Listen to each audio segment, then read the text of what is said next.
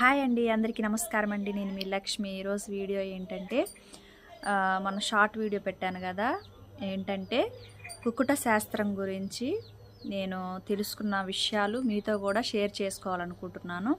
కుకుట శాస్త్రం అంటే కోళ్ళ గురించి, ఏమేమి కోళ్ళు ఉంటాయి, మన దేశానికి సంబంధించి జాతి కోళ్ళు ఎలాంటివి ఉన్నాయి, వాటిల్లో నుంచి కృత్రిమంగా ఎలాంటివి తయారు చేశారు, ఈ పిల్లలకి ఎలాంటి మేత పెట్టాలి, షెడ్ నిర్మాణం ఏ విధంగా వేసుకోవాలి, మొత్తం ఈ బుక్లో ఇన్ఫర్మేషన్ ఖచ్చితంగా ఫుల్ ఫ్లెడ్జ్డ్గా ఉంటుంది. కాకపోతే ఏంటంటే కొంచెం కోళ్ళ మీద అనుభవం జ్ఞానం ఉన్నవాళ్ళు మాత్రమే ఈ బుక్లో ఉన్న విషయాలను అర్థం చేసుకోగలుగుతారు. నేనైతే 2-3 సార్లు చదివాను అనమాట. ఫస్ట్లో నాకు కూడా అర్థం కాలేదు. అర్థం కాకపోవడానికి అంటూ ఏముండదు, కానీ కొత్త కొత్త మాటలు అనేవి ఉంటాయి అన్నమాట. చాలా బాగుంటుంది ఈ బుక్.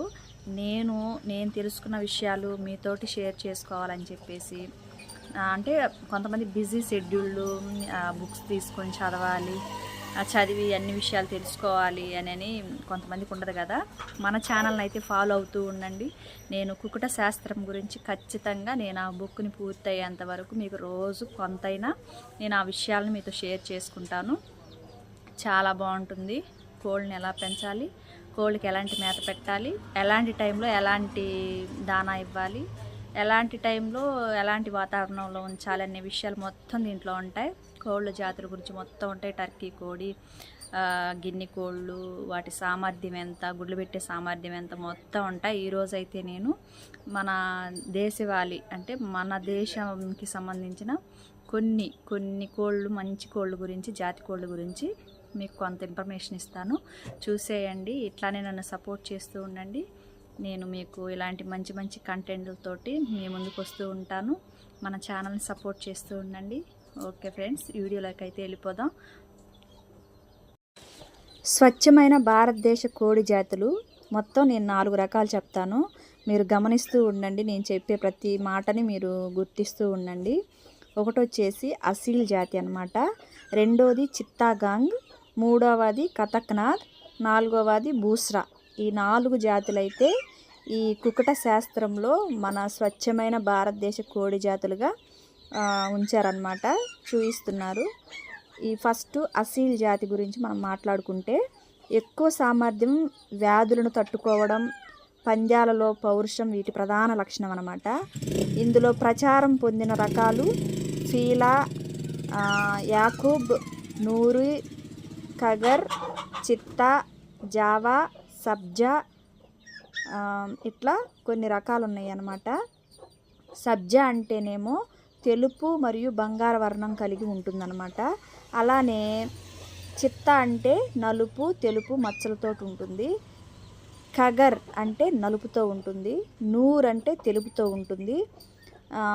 యాకూబ్ అంటే నలుపు మరియు ఎరుపుతో ఉంటుంది.